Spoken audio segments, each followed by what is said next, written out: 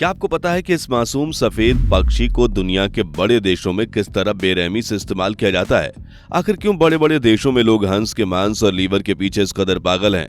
हंस का नाम सुनते ही दिमाग में खूबसूरत सफेद पक्षी आता है, शांति का प्रतीक, झील के किनारे तैरता हुआ मासूम जीव। लेकिन रुकिए, सच्चाई इससे बहुत अलग है।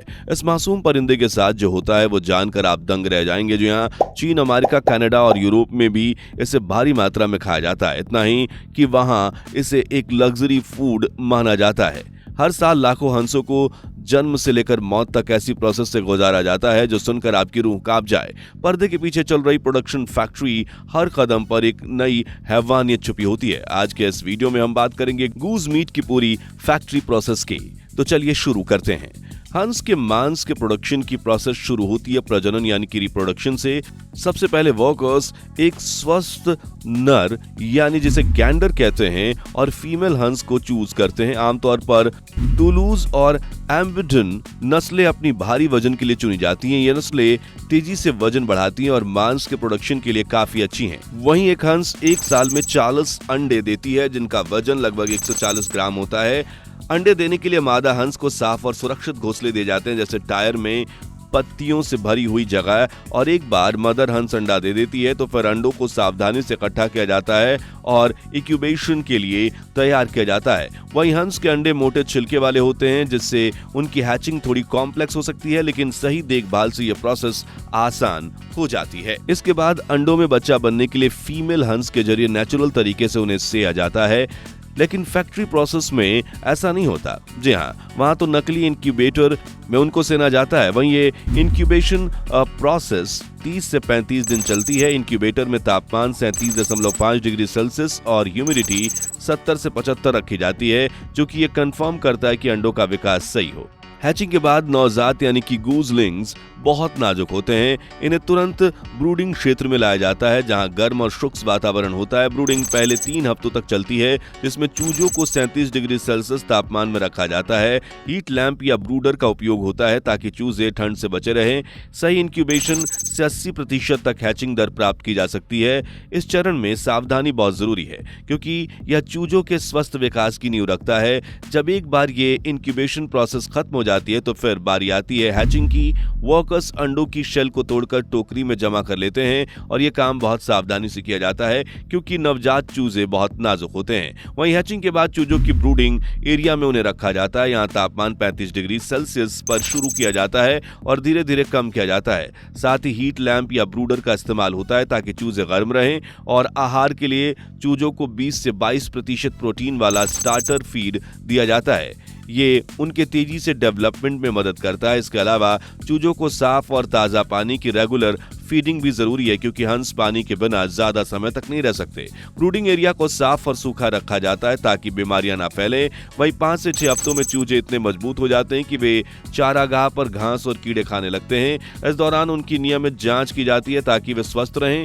हंस के चूजे इतनी तेजी से बढ़ते हैं कि वे कुछ ही सप्ताह में बाहर के वातावरण के लिए तैयार हो जाते हैं। दोस्तों, हंसों का पालन 2 मेन तरीकों से होता है। एक तो चारागाह आधारित और कन्फाइनमेंट पालन। चारागाह आधारित पालन में हंस प्राकृतिक रूप से घास, कीड़े और अनाज खाते हैं। 1 एकड़ चारागाह कुछ ही हंसों को सपोर्ट दे सकता है। यह तरीका लागत को कम करता है क्योंकि हंस अपने आहार का 10% प्रोटीन प्राकृतिक सोर्स से ले लेते हैं।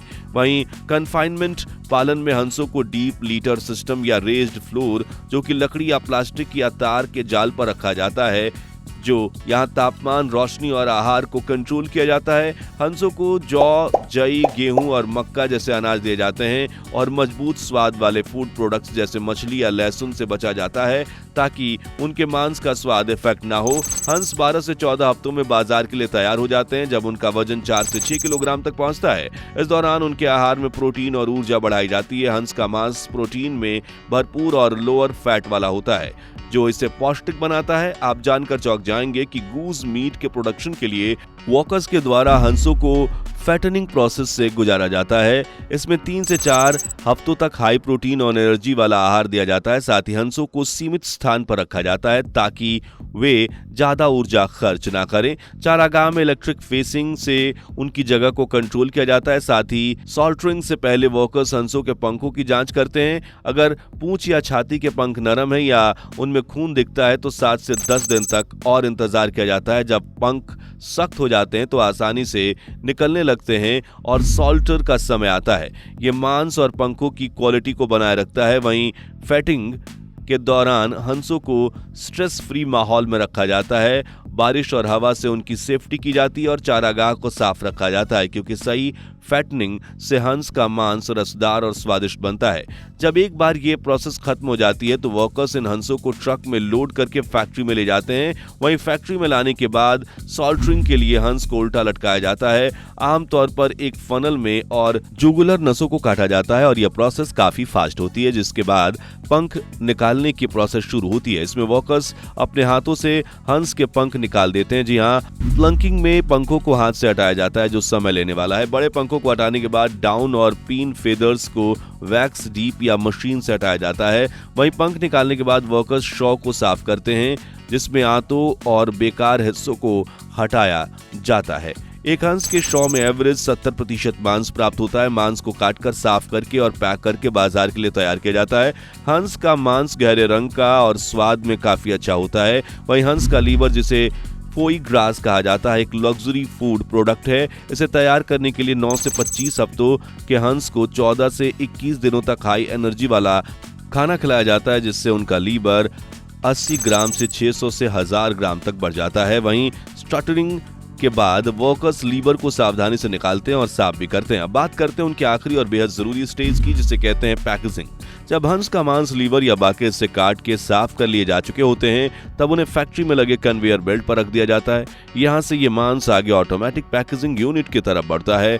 सबसे पहले मांस को उसके टाइप के हिसाब से कैटेगराइज्ड किया जाता है, जैसे कि boneless, meat, skin on, liver या फुल बर्ड। इसके बाद मांस को एयरटाइट फूड ग्रेड प्लास्टिक में पैक किया जाता है जिससे उसकी ताजगी और हाइजीन बनी रहे। कुछ कंपनियां वैक्यूम सीलिंग भी इस्तेमाल करती हैं ताकि मांस लंबे समय तक खराब ना हो। अब बारी आती है ब्रांडिंग और लेवलिंग की। हर पैकेट पर एक साफ सुथरा ब्रांड नेम छापा जाता है। इसके अलावा लेवल पर बॉच नंबर, वजन, पैकिंग डेट, एक्सपायरी डेट और लाइसेंस नंबर जैसे जरूरी डिटेल्स भी होती हैं। एंड में पैक्ड मीट कोल्ड स्टोरेज में भेजा जाता है और वहां से सुपरमार्केट, होटल्स या ऑनलाइन ऑर्डर्स के जरिए कस्टमर तक पहुंचाया जाता है। पैकेजिंग के बाद एक और अनोखा लेकिन बेहद कीमती हिस्सा होता है हंस के पंख को डाउन। जी हाँ, ये सिर्फ मांस ही नहीं बल्कि पंख भी कमाई का बड़ा जरिया होते हैं। जब हंस की प्रोसेसिंग पूरी होती है तब उनके पंख को, खासकर डाउन को, अलग कर दिया जाता है। डाउन को वो बेहद नरम फूला हुआ हिस्सा होता है जो त्वचा के पास होता है और यही सबसे ज्यादा कीमती है। वर्कर्स इन पंखों को सावधानी से इकट्ठा करते हैं और फिर इन्हें धोया जाता है, साथ ही जर्म्स फ्री भी करते हैं और फिर ग्रेड के हिसाब से छांटते हैं। इसके बाद इन्हें विशेष मशीनों में सुखाया जाता है ताकि इनमें नमी ना बचे। डाउन के हल्के और हवादार पैकेट्स में इन्हें भरा जाता है और ब्रांडेड पैकिंग के साथ बाजार में भेजा जाता है। आजकल हाई क्वालिटी वाले डाउन का इस्तेमाल लग्जरी तकिए, कंबल, स्लीपिंग बैग और विंटर जैकेट्स में किया जाता है। आपको जानकर हैरानी होगी कि सिर्फ 1 किलो डाउन से करीब 10 तकिए भरे जा सकते हैं। यही वजह है कि हंस के पंख भी इस इंडस्ट्री का एक वैल्यूएबल हिस्सा है। तो ये थी गूज मीट की पूरी प्रोसेस। आपको वीडियो कैसी लगी हमें कमेंट्स में बताइए। साथ ही वीडियो लाइक और शेयर कीजिए और हमारे चैनल फैक्ट फिक्शन को सब्सक्राइब करना ना भूलें। Thanks for watching.